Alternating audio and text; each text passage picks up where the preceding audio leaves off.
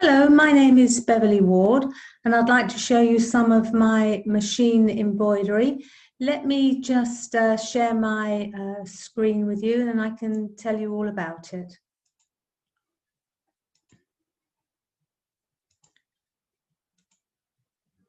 Right, machine embroidery. Here is my very first embroidery machine. It was a brother machine. It had very small hoops, as you can see here, so you couldn't do a very big design. It did me well for a few years, and then I decided I needed to upgrade to something a little bit better. This was my second embroidery machine, a Janome. I like Janome machines, and this one was dedicated just to machine embroidery. The previous one did sewing as well, but I thought it was better to have a machine that just did embroidery on its own. These are some of the things that you got with it. It had a couple of hoops and a disc there that tells you how to use it, an instruction manual. I had this one for quite a few years, and then I wanted to do something that was even better, so I upgraded again to the next model up for the Janome, a Janome 500, which had a much bigger hoop, and you can see the size of the table here. This is only a 5x7 hoop, but it will take a much larger hoop, a 6x10 hoop here, so you can do much larger designs. You'll see later on some of the designs that I've done. You can see here probably the larger hoop in here, and there's a square hoop. There's various different hoops. During my time when we first started the machine embroidery, I did a DVD and a CD all about the different types of fabrics that you could embroider onto and what stabilizers that you needed, because in the beginning it was very difficult to find any of this sort of knowledge. And you can see here on this DVD I did a little book with various different designs that I digitized myself, and put little projects in with that as well. This is how I did the book. I did them as greetings cards, so each one of these greetings cards is a different technique. So this would be how to embroider on felt. This one would be how to embroider on satin and net and knitwear. Basically everything I could think of. This one was toweling. This one was how to do fringing. This is like fringing around the outside of it here. This one I think was on velvet. And this was the project's book to accompany it. You can see here I've embroidered on one of my machine knitted tops. This was a suit pattern that I'd written and then wanted to do some embroidery on it. And here's some more of the tops with the embroidery on. I used to digitize my own. There was, with the brother machine, you could buy a piece of software called a PE Design, and on that you can design your own software. You design your own patterns using the software. I tend now to buy patterns because it's let someone else do all the work. It's, you know what the design's going to look like, and I don't do so much designing of garments anymore either. Here's some of the cards that I've done. On the right, this was a bought pattern, rather a nice design here, and you can see quite clearly the knitwear here. And this was cross stitch. It does cross stitch as well. These were some cards and some keepsakes I have done for weddings. Obviously the people's names on them, and the date that they got married. They're quite fun. And this was a little picture frame with the poppy picture in it that I designed. These are some other things that I've done. These were very popular. I used to sell these at craft fairs. You'd embroider the golf logo on and the person's name. They would hang it on the side of their golf buggy. This is a pomander. You can put lavender and things in there. This is a bottle cover. You want to cover up what your bottle of wine is. You can put that little waistcoat on it. And these are for paper hankies, just to keep in your handbag, little paper hankies. And these are lavender bags. I've made handbags. You can see on the left a handbag they've made. And this is a little box that's about 4 inches in size. Some other handbags that have been embroidered on, all done in the hoop, so you don't have to sew them together or anything. They're all sewn together in the hoop. These are some other designs. Oh, these ones I digitized myself. The Hummel figures, I'm very fond of them. I have a lot of Hummel figures myself, and I had some cross stitches that I'd done. So I traced around the outside of the cross stitch and then took it into my PE design. And was able to do the Hummel figurines as machine embroidery designs. So this was embroidered onto felt, and these were bought designs, some bonnet Sue designs embroidered onto a knitwear bag that I'd made there. These were herbs on a satin cushion. Of course, you can embroider motifs onto t-shirts as well. Pooh Bear, there's a cushion I did for the children. All the different Pooh Bear characters. They're Disney, so you buy those you buy them and download them. This is another cushion that I made, and this has a center lace panel, and I put a piece of fabric behind and then just built it up as a patchwork on that one. These were some sweatshirts that I made for great nephews and nieces for Christmas. This is a little car I put on Jacob's cardigan there. This was another cross-stitch design. I traced the cross-stitch design and then made it into a machine embroidery design.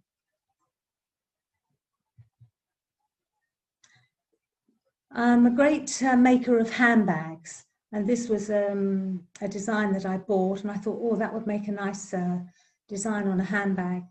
So that was what I did with that. And I just did some plain panels for the back of the bag and for the bottom of the bag. Obviously, I put a little motif there as well. This was another bought design. I think that was from Urban Threads, I think. This was a mistake, this bag, because I don't know if you can see, but here it has a red panel down the side and across the top.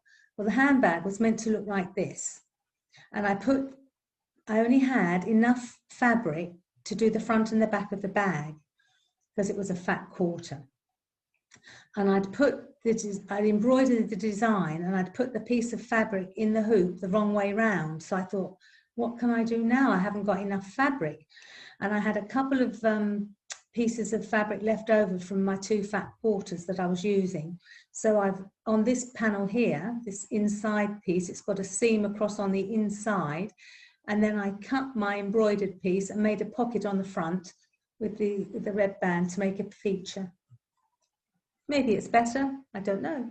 But the back of the bag looks like that, and the front of the bag looks like that now.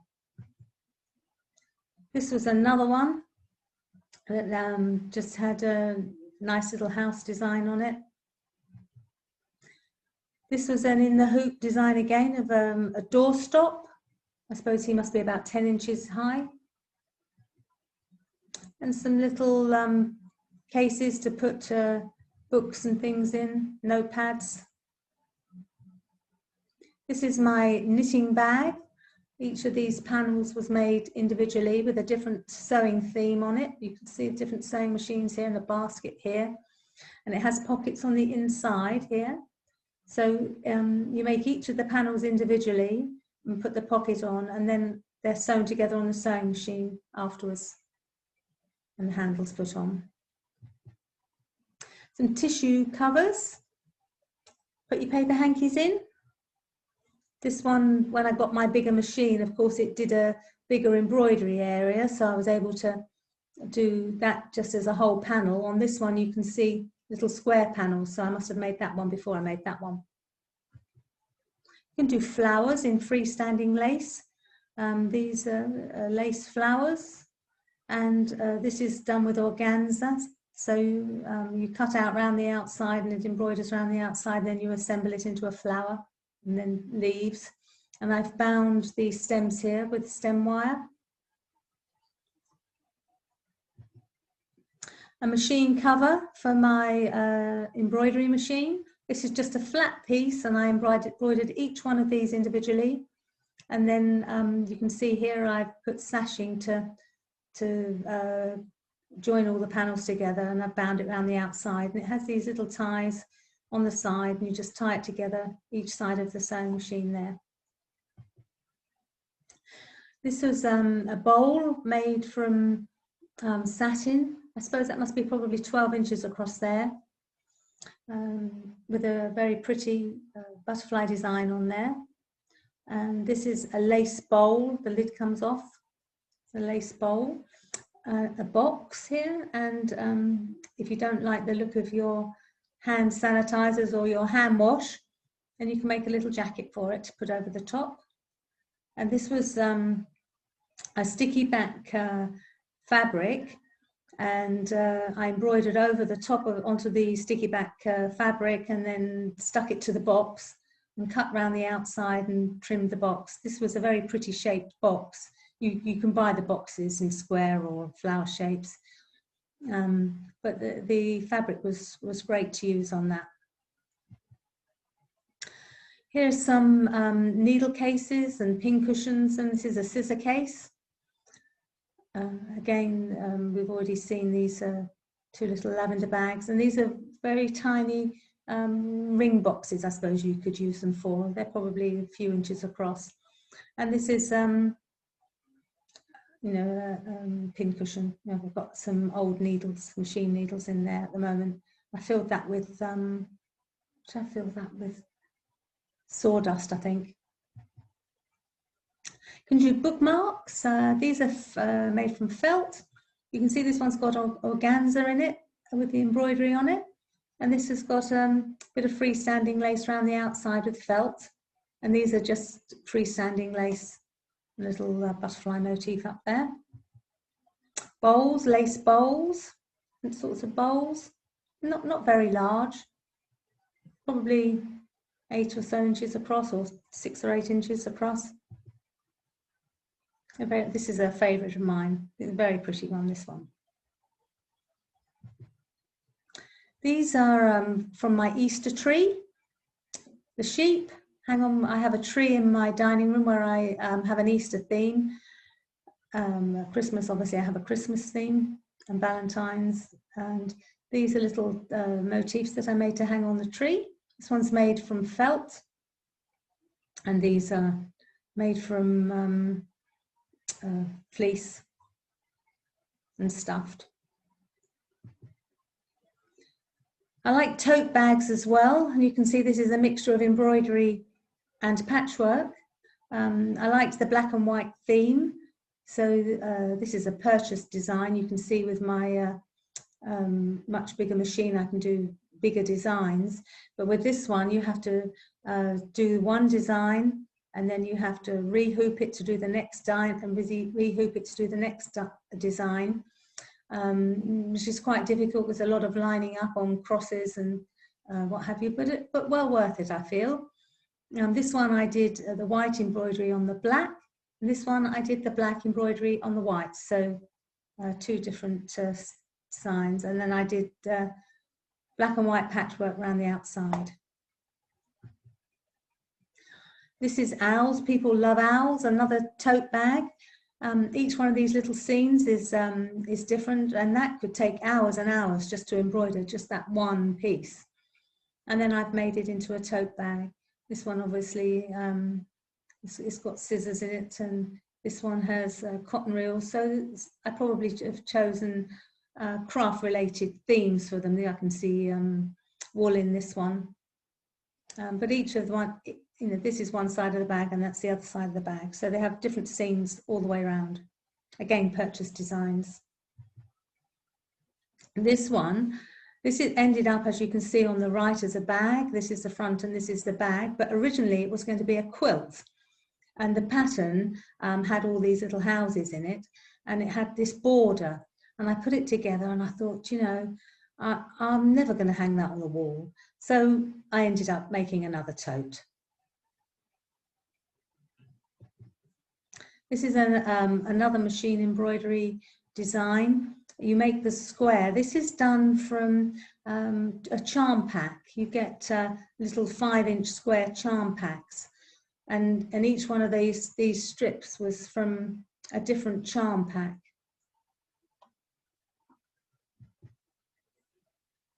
This is a Japanese technique called sashiko. You make all the squares. You can see I've made all the squares here. Each one is a different pattern. This is navy blue with white on it, and again made into the same shape tote. All the totes have really fun linings in them as well, like you saw on my knitting bag. I always put something nice on the inside. You can see this is floral on the inside. This is one that I made for my daughter-in-law. Each one of those triangles is made individually on the embroidery machine, and then I've joined it together and I've turned under the edges around here, and then I've appliqued it to the side of the bag. There was one each side. Each bag has a zip so that and pockets inside. These were my charity totes. I did this for the Scout Hut in Old Windsor. They were building a new Scout Hut and we were raising money. So I made all these different tote bags and sold them. You can again see this design that I put on the other black and white bag. And these were purchase designs made with love. There were all sorts of different ones. The owls were always popular. This was a request from a friend. She wanted a glass of wine and a bottle of wine on hers. We've got love to be.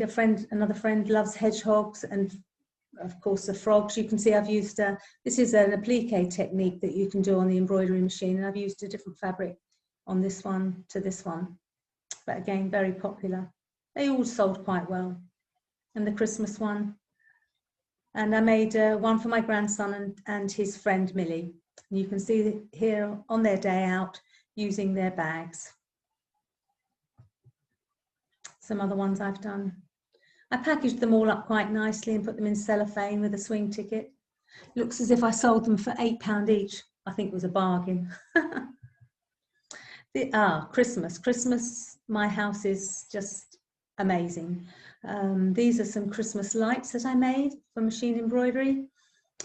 Each one of these is made with organza and put together onto these lights. These little lights here, they run on a battery. You can see the battery pack there. These were some machine embroidered bells that I made for my daughter-in-law to give as a wedding gift on her wedding day, and it says here Will and Nikki here. And these are some Christmas bells, all made from freestanding lace, and this one has a cover for a bauble.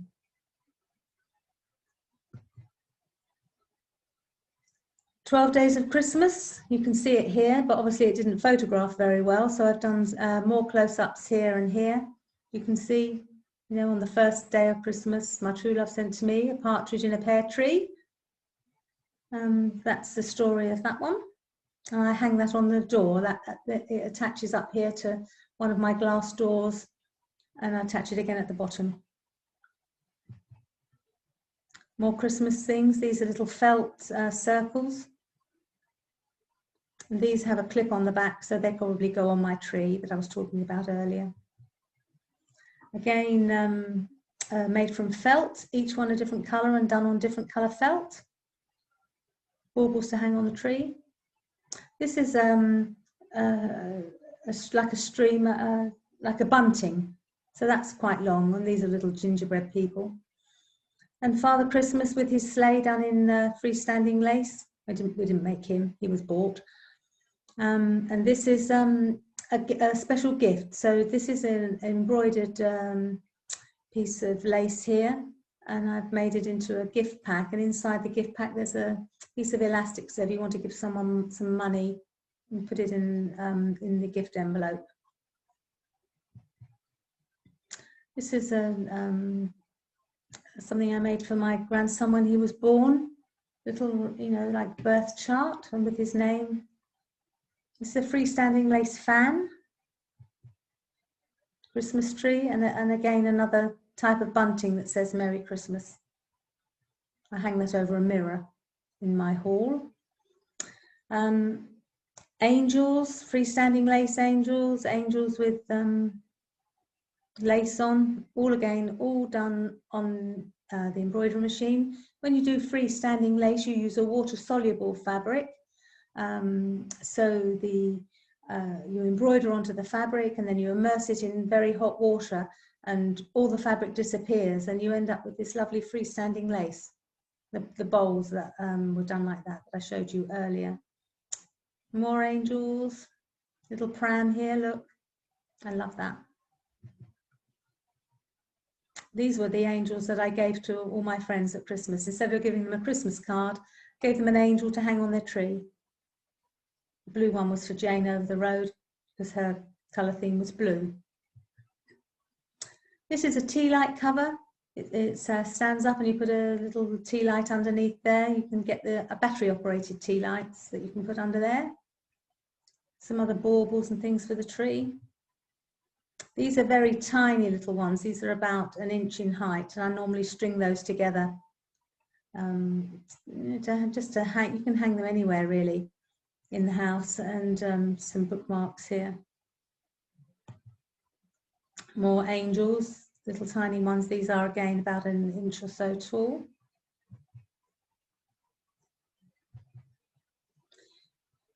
These are window hangings. Again, and a box. I suppose this box is about probably 6 inches in diameter, with a little lid to keep keepsakes in. These are window hangings again. And these are all the ones that I made to go on the Christmas tree. There's a whole series of these. I'll run through them quite quickly. But you can see the sort of things that you can do. You can do Christmas trees, and these are free hanging inside the freestanding lace. So they would hang, this would hang here. Oh, this one is not freestanding, but this one is. And they're really fun to make. Oh, here's the freestanding ones here. This is a star that I made to go on the top of the Christmas tree. These are, again, they swing in the centre of the circle. I think that probably says Merry Christmas around there. You can do all sorts of things. Snowmen, bells. Yeah, there's just so many different things. This is called Battenberg lace, which is a slightly different sort of lace. Again, all done on the water soluble. Got hundreds of them.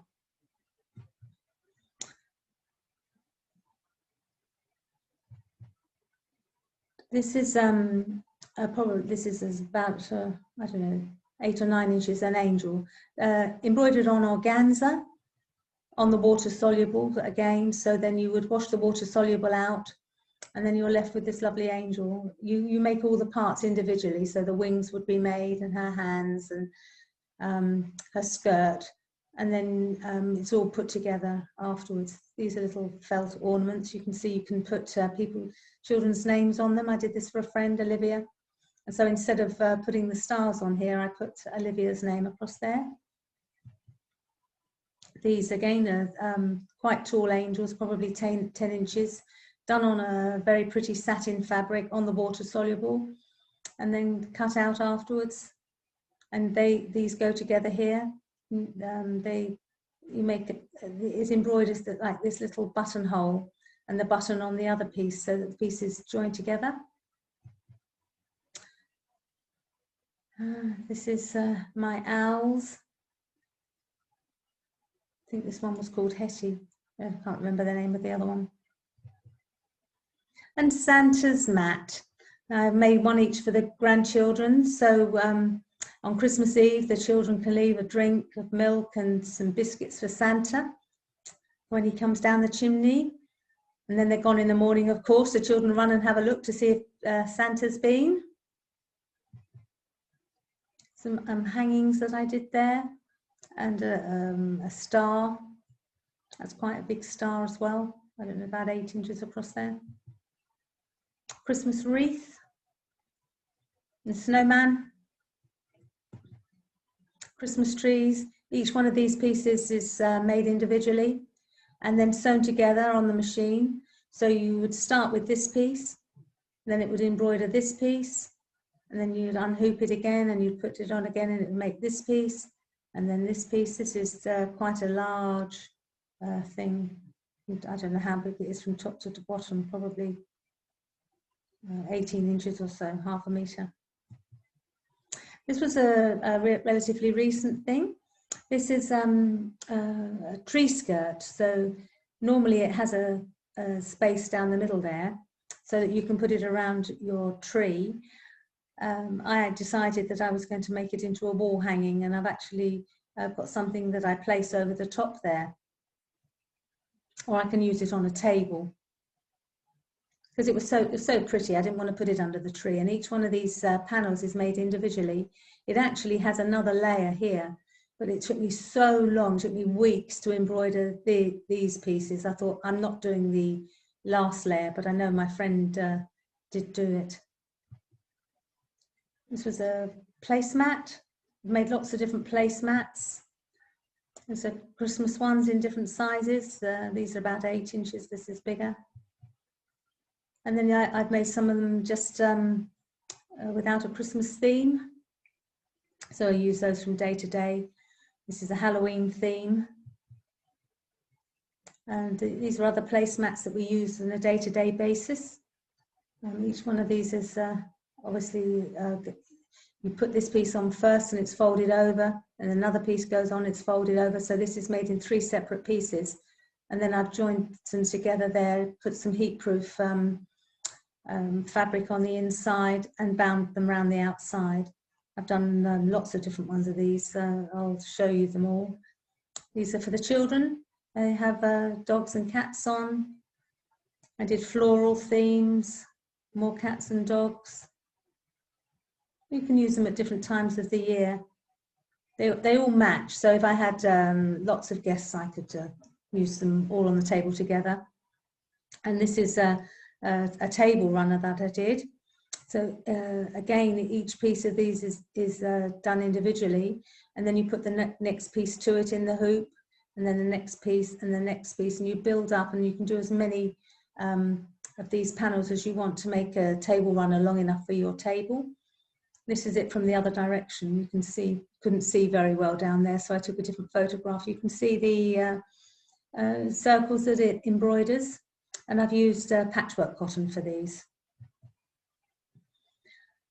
This was how I was putting together this table runner on the right, deciding the position and how I was going to do the sashing in between before I made it up into the table runner, which you can see on the right.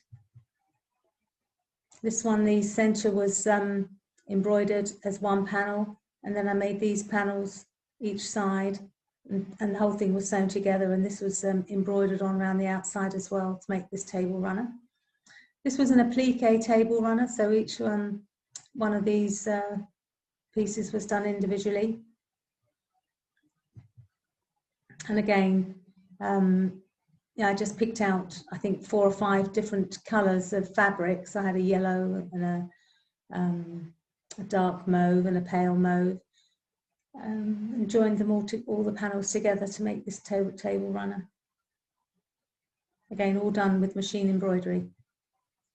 This was a lovely one. Another one I did. You can see a close-up of it here. This was a little quilt I made to hang on the wall for my eldest grandson. Little applique animals, and then joined together with patchwork. And this one I was hand tied because I wanted it to be soft, because he was premature and I wanted the quilt to be soft and light. So I've hand tied it here.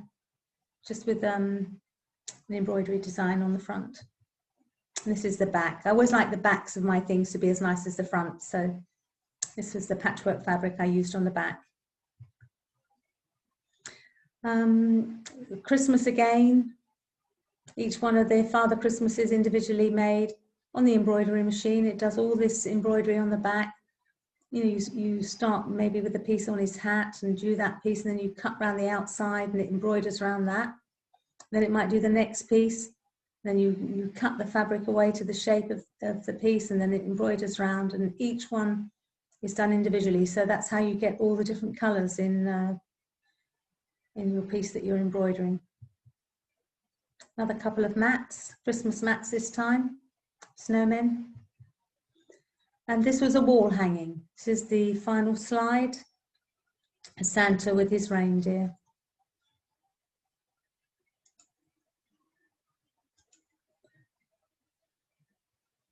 Well, I hope you enjoyed seeing my showcase. I've made a couple of other ones. I've done one on patchwork and one on beading.